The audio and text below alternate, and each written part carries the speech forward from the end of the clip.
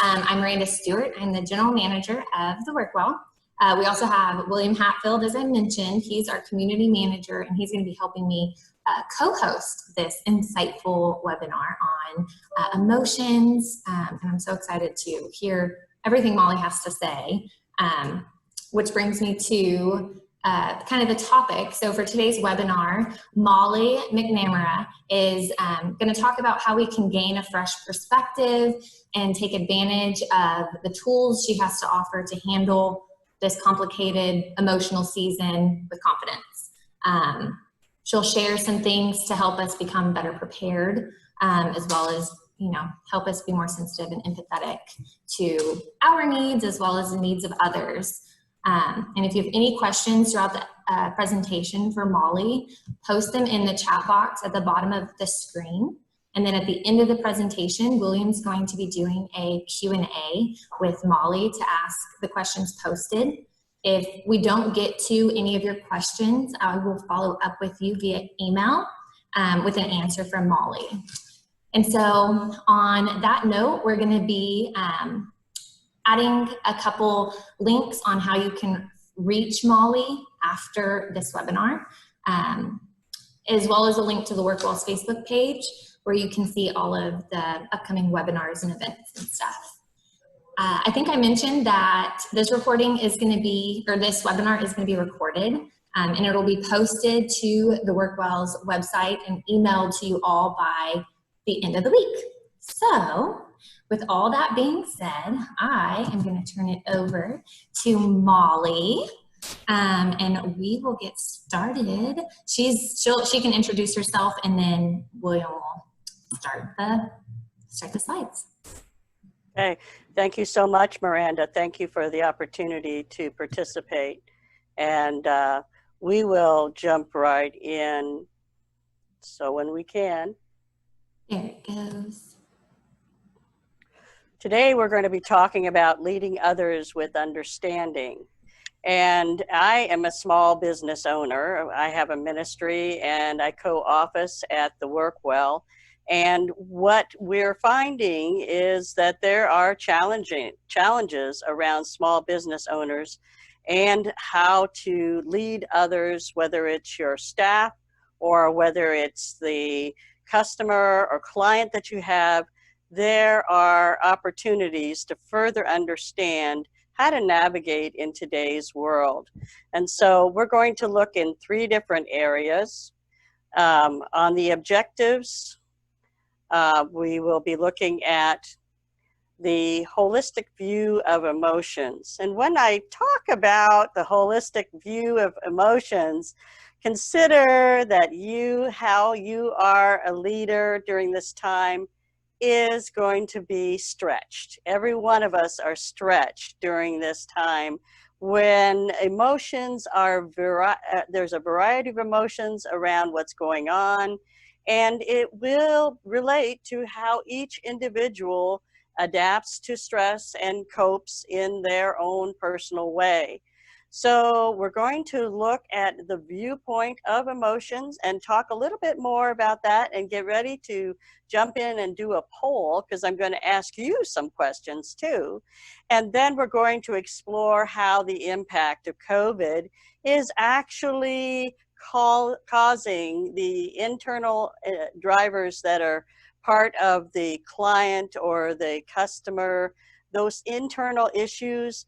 What's really happening is that we can be called off course of our services or the things that we're trying, the products that we're trying to bring, by virtue of those internal drivers that are driving the people around us. And we're going to talk a bit about how that impacts us as small businesses. And then lastly, it is always that we can all recognize a time when getting help is needed and necessary.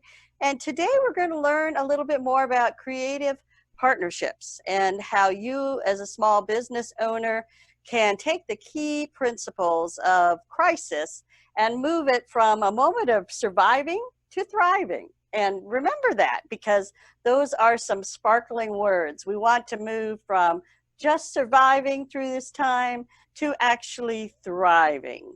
And so recognizing when and how to get help, as we are all in this together. And we small business owners, I am tremendously believing in your ability to be all that you're intended to be. So let's go on to the next slide. This is our emotional poll. And we're going to take emotions and we're going to ask 6 questions. And so you'll see in the chat box that the question will come up.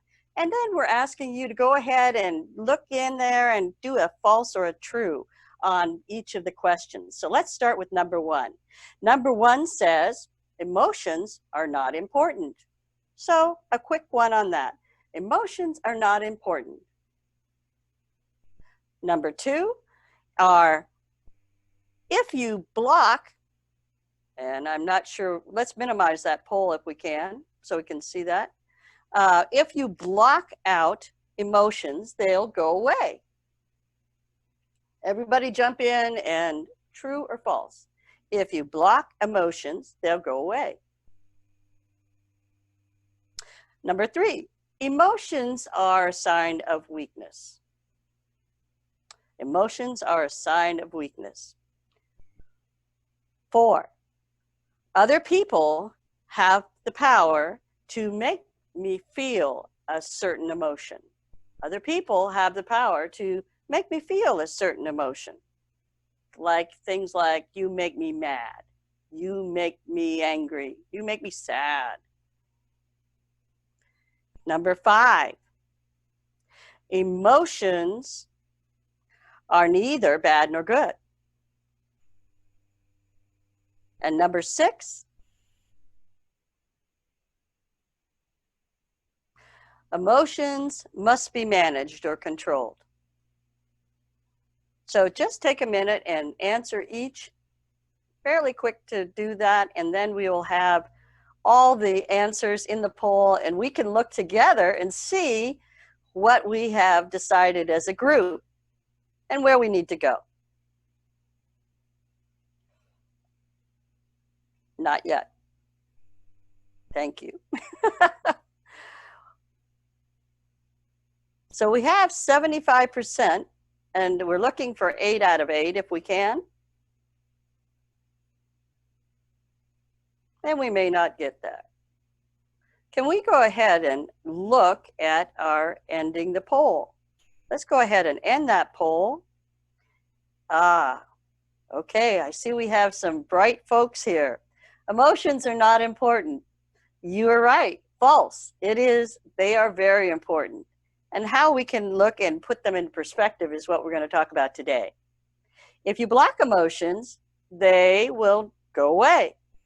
And I see that our poll has indicated that you say it's false, and that is correct. They do not go away. In fact, we have a saying that given us by John Eldridge, an esteemed partner in the ministry, and he says, emotions that are buried alive, stay alive. And he's right. They stay alive. And sometimes they can come out sideways. Come out sideways means perhaps that backache is more about how you felt about having to do all that work last week on your own, or how about that way in which that I'm not really mad, but my nonverbal or my tone indicate that my emotions are saying otherwise. And so that's ways in which we can see that if you block emotions, they do not go away. They come out sideways. Emotions are a sign of weakness. And I see again, we have some incredibly bright folks with us. And I see that we're sharing the results here. And we'll look along and see people have power to make me feel a certain emotion. Once again, you all are tough. You're a tough group. You're right. But you hear this commonly stated. You make me feel angry. You make me feel sad. And that's something that you hear. And then emotions are neither bad nor good. And this is true. This is true. This is the true one. And so for the one that indicated false, Actually, it is true. They're neither bad nor good. They're negative and positive, and that's a lot of difference. And what that looks like is that they're meant to be a messenger. They're meant to give us a message about what's going on. And we can give you a real practical standpoint on that, and that is, cut my finger, I'm going to have an emotion of pain that's going to indicate that, man, this really hurts, and I'm going to need to address it. And that is actually how we are to look at emotions. They are messengers. They are telling us the message that we need to look at and consider. And lastly, emotions must be managed. Now this one has some mixed reviews. Some people say yes, some people say no. And the answer is false. They are not to be managed or controlled. However, we'll learn in the next few slides that as we advocate for emotions as part of the sphere of our brain and our heart and the cultural experience we're having now, we actually will be able to put them in the right order of things, and they will go back into the place they're meant to be and not have to be managed and controlled. But I do understand how that you would think that they should be. So let's go ahead and X out of our poll, and we'll go to the next slide where we have a scientific view of the emotions. Emotions is listed in Wikipedia as some biological thus and such in our brain. Well, simply said, this is where there's some chemicals in our brain that actually influence the way we think, the way we behave, and the degree of pleasure or displeasure that we're having. And so when I come up to the work well every day and I say, oh, William, I need a cup of coffee, I am igniting my desire, my pleasure. And he just exudes that pleasure right back and pours me a cup of coffee. I love it. But that's an emotion for me. It's attached to coffee, but it is also a place that makes my heart happy. And so it is a chemical that occurs. It is important, as our poll has shown, to look and see how emotions are those driving forces for our customers, our staff, or our clients, and how that we can listen to the message so that we can navigate with our client, our customer, our staff, and begin to move back into the service or the product that we're trying to share with them. So let's look further. So these are 3 areas where all of our emotions reside. Pretty easy. First, we look at the brain. The brain is where we talked about earlier, that chemical component where the brain is igniting, and it's where I have moods, I have passions, it's what I'm afraid of, what I'm attracted to. It's all those chemicals, and they have a valuable part. It is also a part of our heart. And when I talk about heart, I'm not talking about the physical heart in our body, but that personal spirit, that heart of a man that recognizes the value of how I feel and that it's telling me something. And this is where our brain has need to connect with what it's telling us. Whether it's an opinion we have, a value we have, an attitude we have, it will connect with what our heart believes. As we give emotions a place, they have a connection from our brain to our heart. And then ultimately, I'm sharing with you that our cultural experience is also a part and parcel of where our emotions are residing today. We have COVID happening everywhere. A lot of people are unsure what's going to happen when the kids go back to school. Are they going to go back to school? Is the business going to be able to move forward? And how is it going to happen if we are all wearing masks? Are we going to have face-to-face meetings again? Or is everything going to go virtual? There is a lot of cultural experience that is bringing an emotional response. And we have to take time to step back as that business owner and recognize that as we can adapt our brain, the chemical that's discharged, with our heart, and then the culture that we're seeing, we can come into a stratosphere of connecting all three in sync to be able to move ourselves, our company, and those that we're working with forward in order to be the company that you want to come to, because we're filled with compassion and care and value about both the external drivers and the internal drivers that are concerning each and every person. So when we advocate for emotions, and we're going to learn some practical ways to do that, it has been my experience in the last few months that it actually has ignited businesses to move forward, to be able to be more productive because of the connection of our brain with our heart into this culture. So let's talk a minute about an experience. I'll give you Sam. Sam is a guy that works with us, and he comes into the office. Sam comes in, he throws down his lunchbox, and he drinks his coffee, and he says, "What a weekend. This was one of the hardest weekends I've ever had." Me as a business owner, I've got 3 invoices on my computer that I'm not sure what to do with. And I've had 3 calls from clients, and they're all raging about what it is that's happening with our services. And are we going to be able to get it out in the mail this week? I'm up to here, right, with what's going on in the business world. But me as a business owner, as we see what Sam is bringing in the door, if we disconnect with Sam and we're all about, "Hey, Sam, just grab that lunch, put it in the refrigerator, and let's get to it," we're going to miss some opportunities to be able to move our services forward.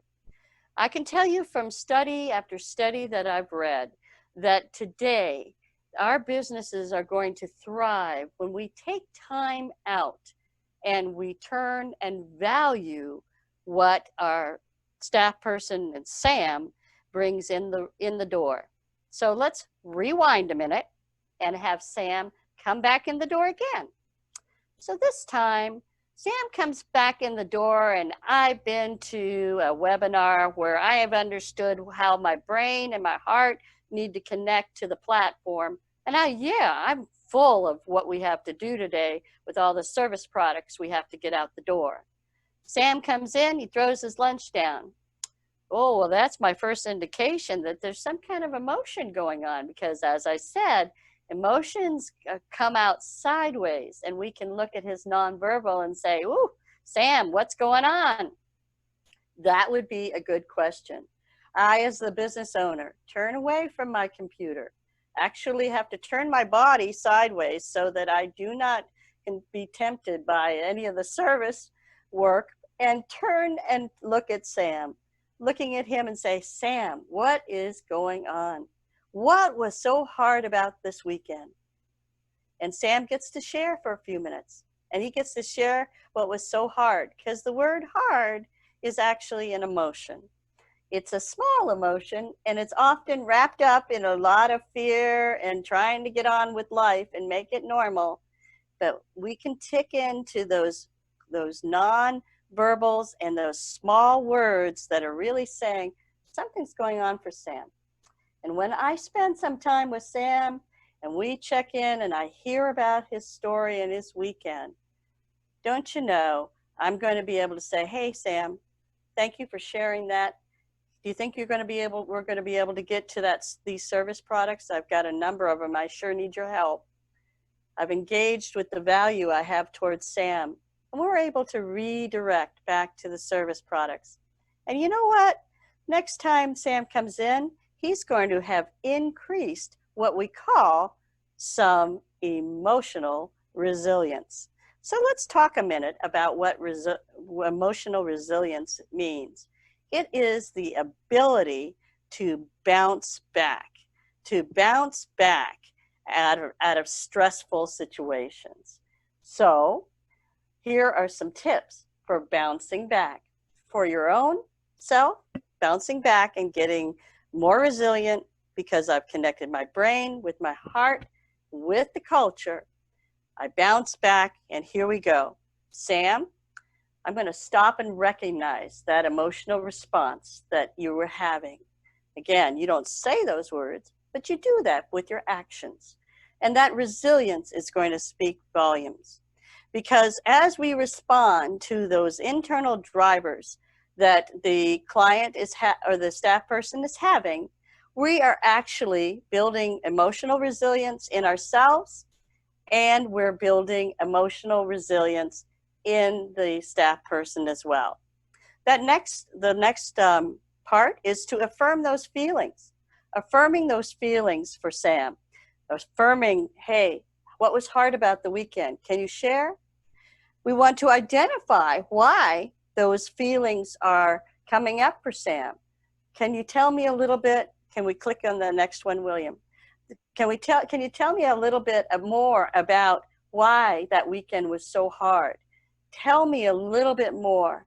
So you're engaging with Sam. You're inviting him to be a partner with you as you are listening and valuing what's the internal driver for him. Because until we address that internal driver for that customer, that staff person, or that client, they're not going to be able to hear what we have to say about our services or our products or the business as clearly and as fully as when we listen and ask questions. So, lastly, we would respond with a proactive action plan. So, here's another part of it. With a client or a customer, some of the actions that I've had to take as a small business owner is to, if it's too much for the client that day, to risk the possibility of having to reschedule. Because I want to be that compassionate, connected partner with that person who is available to reconnect with them later when they're more able to hear and to receive the services that I am demonstrating. That's a risk. However, I found that risk pays off because I'm the one that they want to come back to. Or that service provider that does that for me, they're the ones that cared about what was mattering to me, what matters to me, and thereby I want to be in their service or with their product. Don't be afraid to ask those difficult questions because the person wants a place to connect. Those internal resources will help them to manage the stressors and strengthen a positive relationship with your company. Being proactive speaks a wonderful, realistic optimism around today's events because it's hard for every single one of us to recognize how we are going to walk through this crisis that's occurring now. And so when you are realistic about the intent of your service with valuing their internal drivers, you will gain someone that will want to come back. So this leads us to our actions. These are the actions for you here in the workplace. And if we can go to that next slide. Here's something to do. Number one, have social support and interaction. Now, how does this look? Well, today I've got a mask on. You cannot see that I'm smiling, but I tell you what, if I am looking at you as I walk by you in the hall, you know I'm connecting with you. Good morning with my mask on. Yes, I'm smiling. You can't see my smile, but don't you know I'm looking at your eyes because we can still see each other. How about that moment where we hear about that coworker or that friend that has been diagnosed with COVID or that has lost part of their business partners? How about that time where you can send a card and you can interact and relate to them, or say, put a sticky note on their door. Hey, know that you're fighting some difficult times. Just want you to know I'm here. And that just sends volumes of care and value to one another. And I love it at the Workwell, where we've actually, number two is amazing at the Workwell. We treat problems as learning processes. So we have some issues. It's hard to figure out how to negotiate or to make things work. And we know that the leadership in the Workwell has a really candid way of sharing. Here are some experiences and some ways that we're thinking outside the box. And those ways are making it a calming place for me, for my staff. And so when you do that to your customers, for your clients, and bring some solutions outside the box, it will speak volumes to letting it not be a problem in your day, but a place where we can learn some things, some different things together. Avoiding making it a drama, and this would be oftentimes with the phone calls that we're making with people. As we engage with them, they may have a myriad of things going on in their house. How about, oh, my son has gotten COVID and I'm very concerned and I'm not sure how to keep everything clean in the house and this is overwhelming. You can hear the volume of that person being overwhelmed. And if it's not that the person can be rescheduled, how can you return with the way that you affect things back to a place of being able to help that person gain resilience? Well, here's a way to do that. Boy, that sounds really overwhelming. Acknowledge the feeling, just like we've talked about before. Wow, I am so taken with how resilient you are that you would get on the phone call with me today to talk about this service. In other words, you're going to sanction and you're going to call out the positive way that they are engaging and that they are staying present. And oh, isn't it great that your son has you as as a mom, because boy, he needs a mom that knows how to walk through these kinds of times. Again, you're pulling the person back forward into a place of resilience. And celebrate your successes. And now I'm not talking about going to the end of when a project is done and you get to wipe it off the whiteboard. I'm talking about, how about the fact that you got to talk with the person, they didn't hang up on you? Or that moment in time where, hey, did you see, we actually got through that webinar and it was successful and it was a great place where everybody was engaging. It's about taking time to celebrate and build up part of your own resilience and the resilience of your team or the customers with the success of small incremental steps. It actually produces a particular hormone in your brain that is going to lead to more emotional resilience during these difficult times.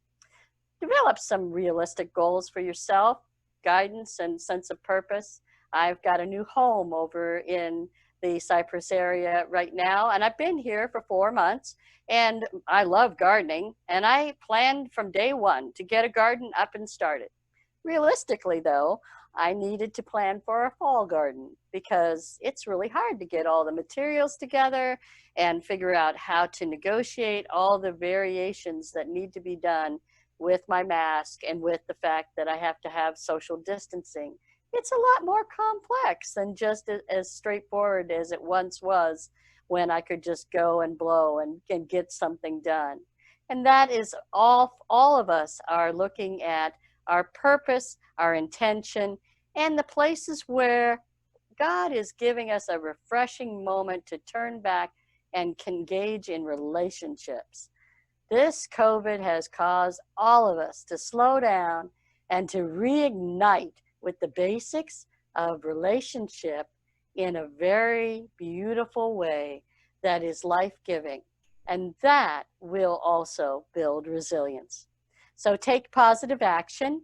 As you take steps, you will see that others will begin to follow. And I know that it is tough because you hear a lot of barrage about a lot of variations. And sometimes the positive expression or action step I take is to remain silent and just to listen. Lastly, nurture a positive view for yourself and others. This is something where we are all in this together. And we recognize today that there is none of us that have the corner on emotional resilience. It was an impact for me recently to hear about a dear friend who had contracted COVID. It got close. It was close to me. And that took me back. I was shocked. And I had a place where I could talk about that with my relationships. And that's important. And so we want to offer for you in this next slide a place to receive the resources that we have available for you. If you could click again there. This is our organization, His Whole House, and we are a faith-based prayer ministry and counseling organization. Excuse me.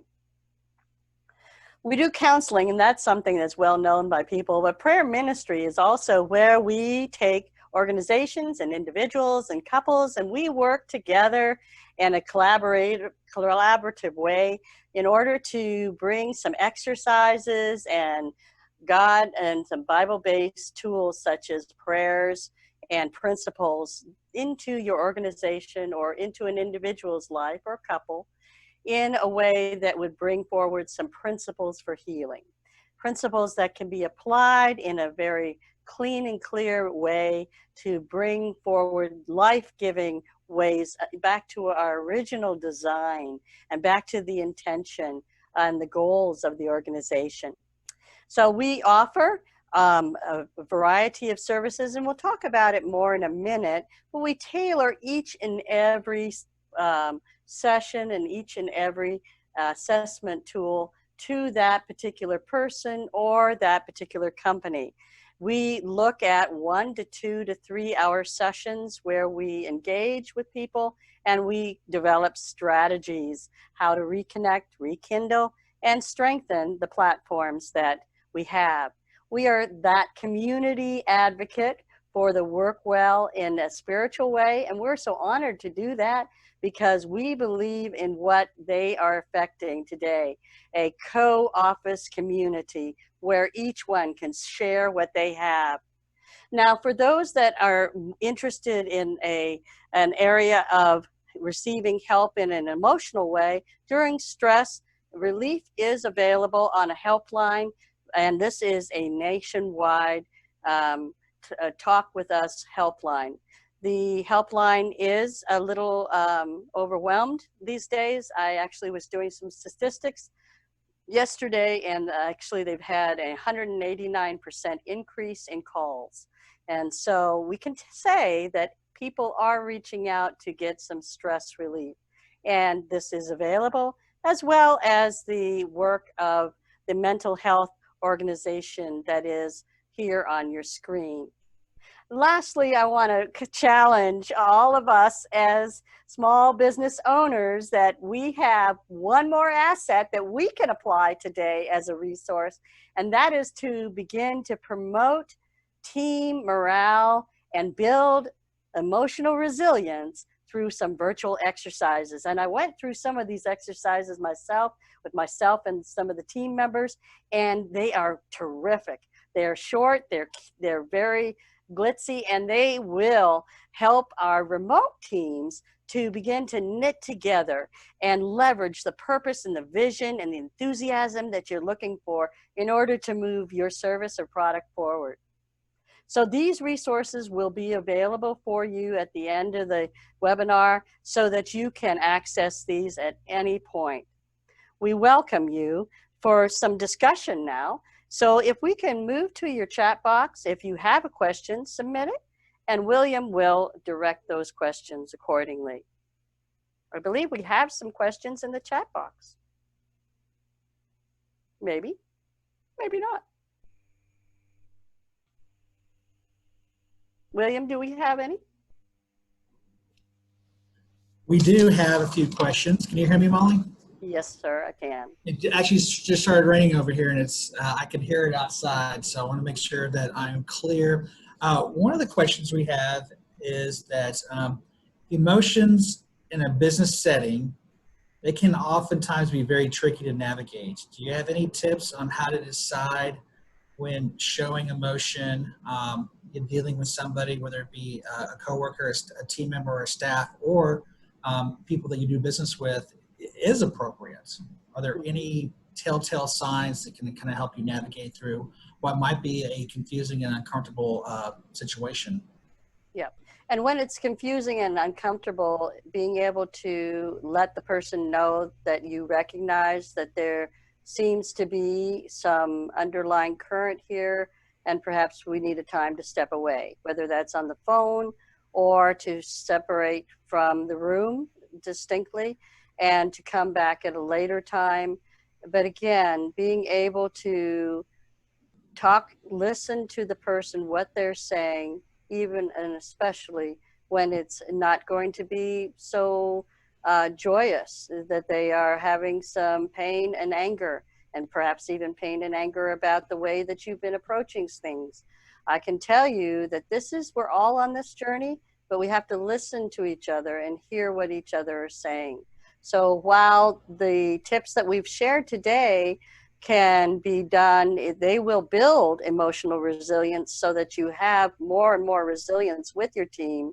If you need to have some negotiations or some mitigation, then get some help, direct some people to the referrals that we referred on the slide, on the earlier slide. Refer them out if need be. Sounds overwhelming. Not sure this really that we can continue to have this conversation here in the office.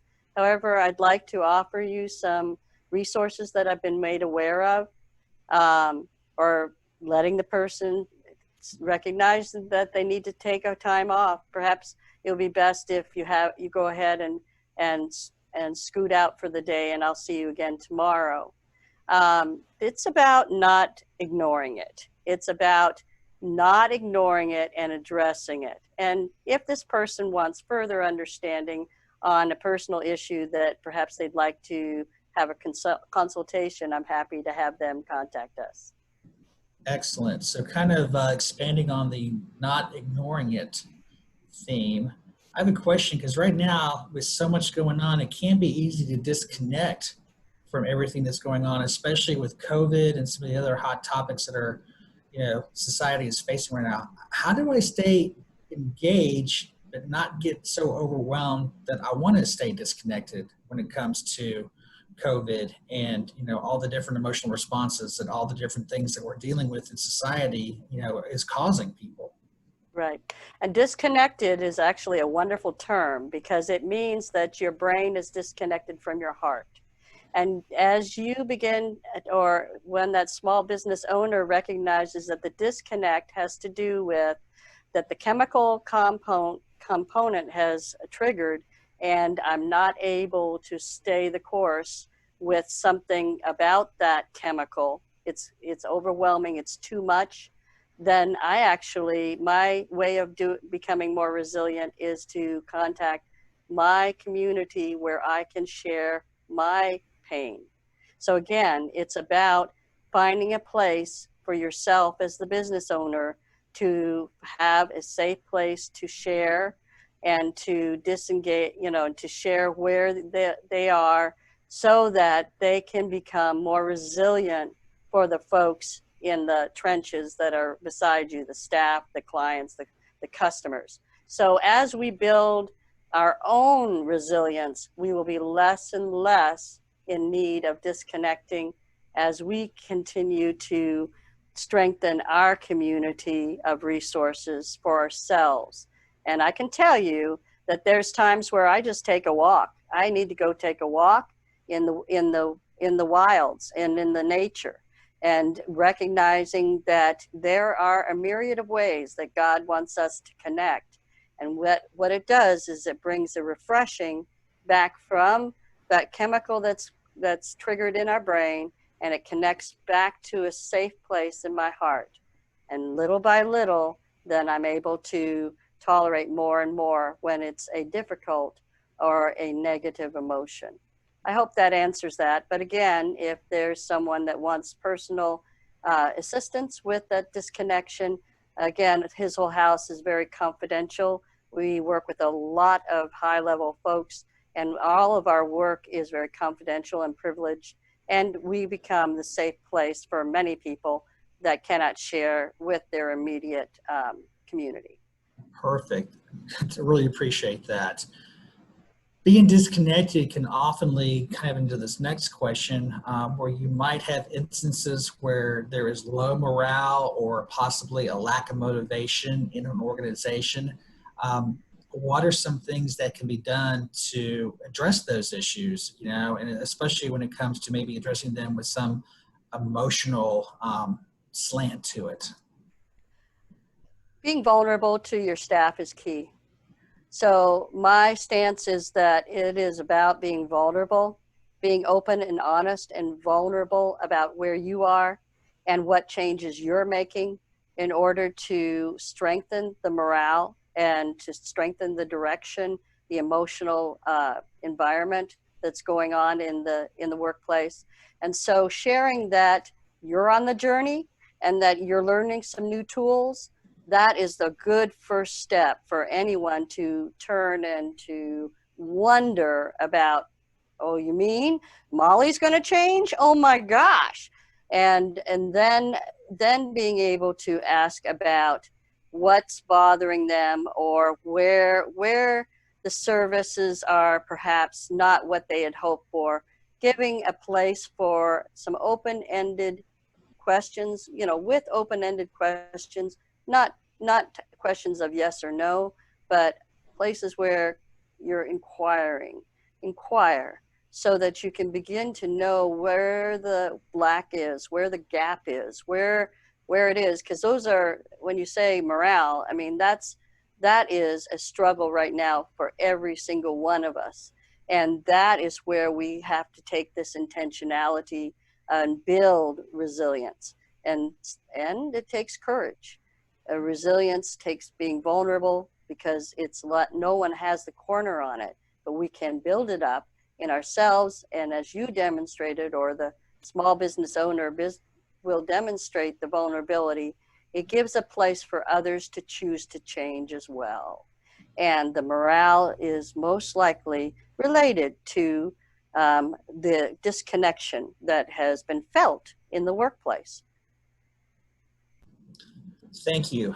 Do you have any suggestions, anything specific related to working with either college students or younger employees who often will run in more extreme emotions than maybe those of us that are a little bit older?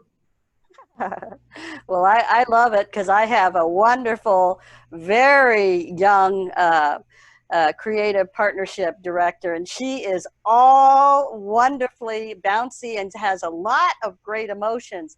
And so it becomes a place where you get to learn a little bit about the next generation and what they are, what they're enthusiastic about, and where they are, and perhaps where they might want to connect more deeply and to bring some structure to what they're feeling.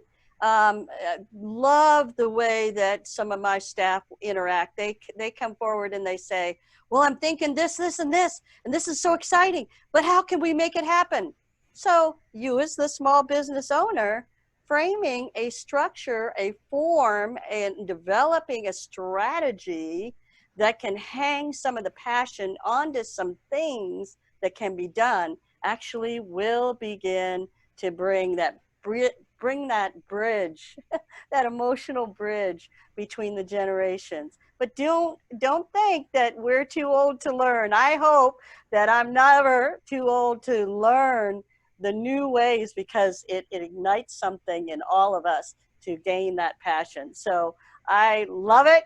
And so we're looking forward to how we can work more with our next generations. That is great. Thank you so much for that answer. For our attendees that have seen the movie The Godfather, you know, one of the more famous quotes from that movie is, "It's not personal, it's business." My question to you is, with so many hot topics and so many, societal hot button issues and the COVID crisis we're going through that was stoked such passionate emotions in so many people, how can you separate when you sometimes have a potential personal difference with somebody versus somebody that you're dealing with a business issue or a business difference? Very good question. Very good question. And that it'll depend on the situation. I would want to hear more about not such a general way of the differences, because the differences may have to do with personalities, and therefore there's some choices for the customer or client, whether they wish to work with someone that is. For me, I'm very straightforward and I'm very to the point. And some folks, that won't be the best mesh for them. And so again, recognizing and valuing your own strengths and weaknesses and where you are as a business owner. And then recognizing also that yes, it is business, but in order to get back to business, we're going to have to become fully alive in who we are, because we have internal drivers, all of us. And those internal drivers are the places that are going to drive us to or away from services or products.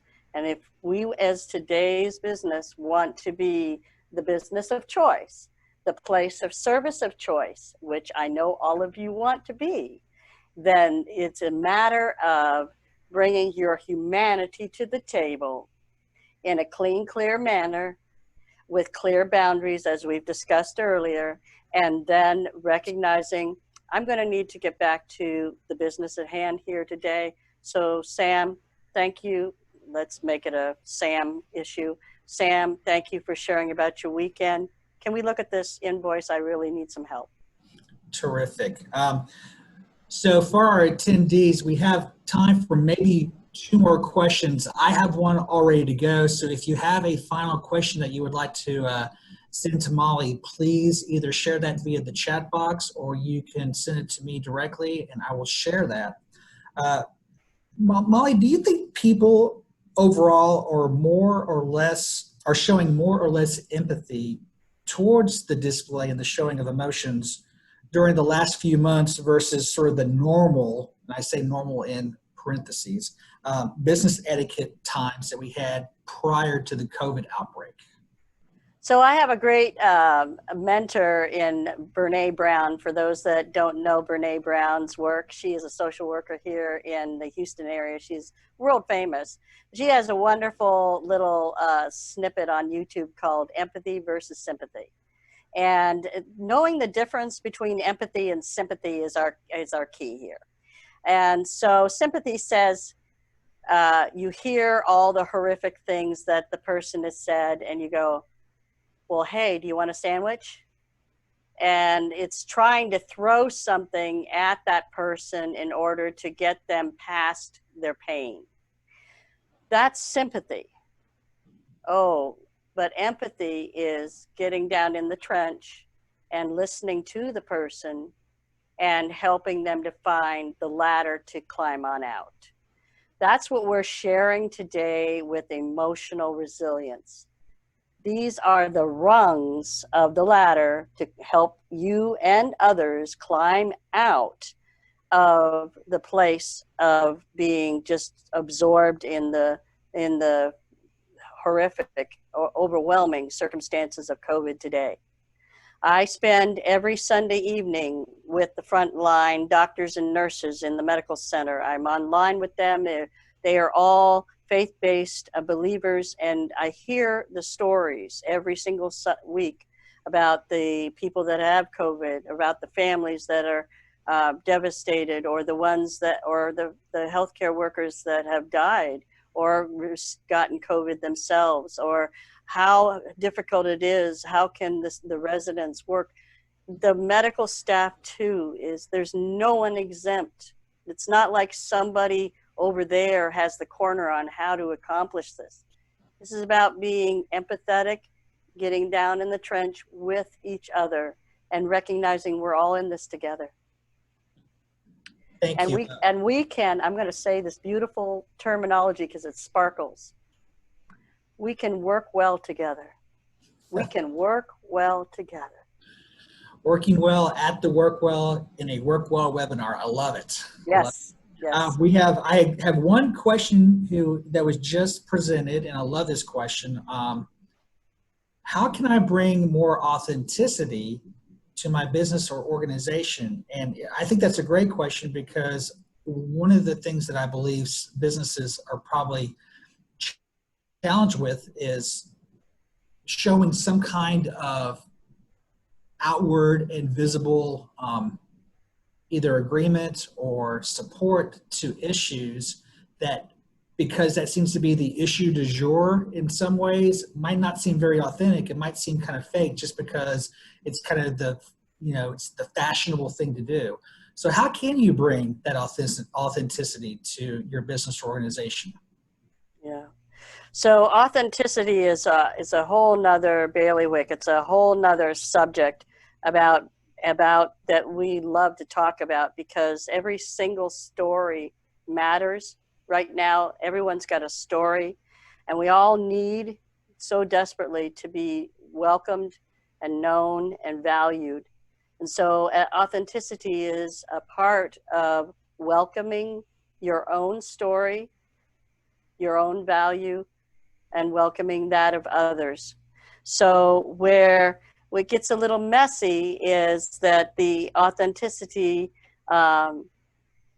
has to have clean, clear boundaries when it comes to what we really are connected to in our value system. And so it comes back to the person's God-given design and their purpose, and to recognize that as they are authentic, and the more that they come, the person or I come into a place of being fully myself and willing to get it wrong, and willing to engage in the pain, willing to hear the pain, and willing to recognize when it's time that we need to look at the business of the day. That's authentic. And yes, we're gonna fall down, but what I understand from the scripture is it's not the man that falls 7 times, it's that one that gets up. That's really one of faith. That it's not the 7 times you fall, but it's the time you get up.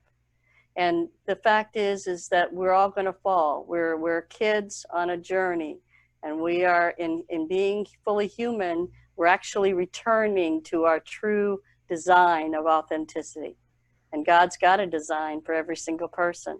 So connecting with yourself, and then recognizing that we have need of one another, and how that can look in today's business is critical for the businesses that are the small businesses that are going to really make an impact for today's world. Wow, terrific. Thank you so much. So for attendees, that's going to end our formal Q&A discussion. I believe that there's another slide or two which we're going to share, and then I'm going to stop sharing my screen, and I'm going to hop on the chat and share all of Molly's contact information, including the resources that she had in an earlier slide.